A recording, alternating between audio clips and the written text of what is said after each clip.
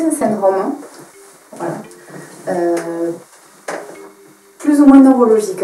Disons qu'en fait c'est un trouble qu'on va appeler sensitivo-moteur.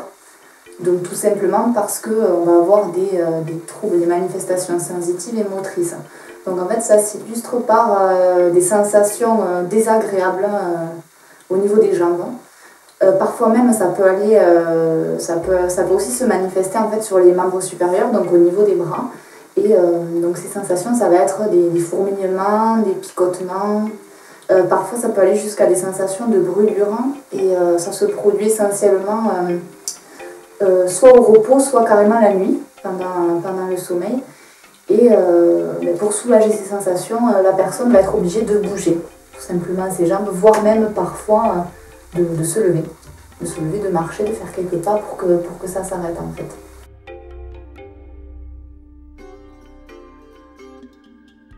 Alors oui, parce qu'en fait, bon, on va dire ça peut être assimilé à un trouble du sommeil. Donc il y a certains médicaments qui peuvent soulager. Après, disons que voilà, exactement, il y a deux formes en fait. Il y a les formes qu'on va dire familiales. Donc c'est-à-dire c'est des familles de personnes qui ont plus ou moins des troubles du sommeil, etc.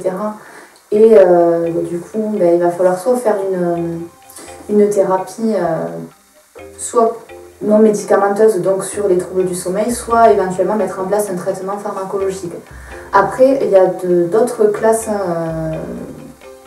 d'autres cas de figure où ça peut apparaître, et c'est dans certains types de maladies. Donc les maladies métaboliques, des fois, peuvent déclencher ça. Le diabète, il y a tout un tas de maladies dans lesquelles on peut retrouver ces problématiques. Les maladies aussi neurologiques, donc ça peut se retrouver dans les maladies de Parkinson, les neuropathies en général, les polyneuropathies, donc tout ce qui est évidemment maladie des nerfs, des muscles, du coup pourront déclencher ce syndrome. Il faut savoir qu'une fois qu'on a détecté ces maladies, on va mettre en place les traitements adaptés, donc pour le diabète, etc., qui en principe devraient du coup diminuer le syndrome des jambes sans repos.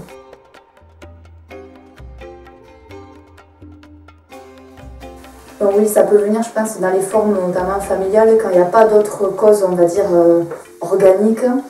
Oui, ça vient, je pense, dans beaucoup de cas, des problèmes de troubles anxieux, etc. Et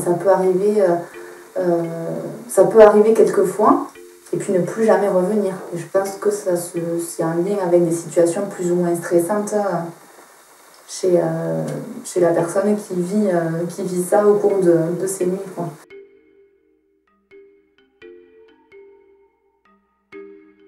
Oui, il faut savoir que les troubles du sommeil, de façon générale, c'est quand même épisodique. Disons qu'on ne peut pas faire de l'insomnie. Enfin, de toute façon, si on ne dort pas, on meurt. On ne peut pas faire de l'insomnie pendant des années, c'est pas possible. Donc disons que le syndrome des jambes sans repos, ça va pouvoir...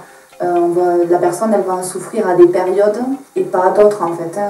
Certaines nuits et pas d'autres. Après, c'est vrai que je pense qu'il y a quand même des choses à faire pour éviter au maximum, du moins pour apprendre à gérer son stress, si effectivement c'est le stress qui déclenche ce problème.